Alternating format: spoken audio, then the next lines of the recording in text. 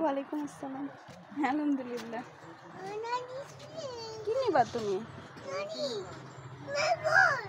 ম্যাঙ্গোর? হ্যাঁ, এটা ম্যাঙ্গো। তুমি তো ম্যাঙ্গো খাও না। Mango juice? আচ্ছা।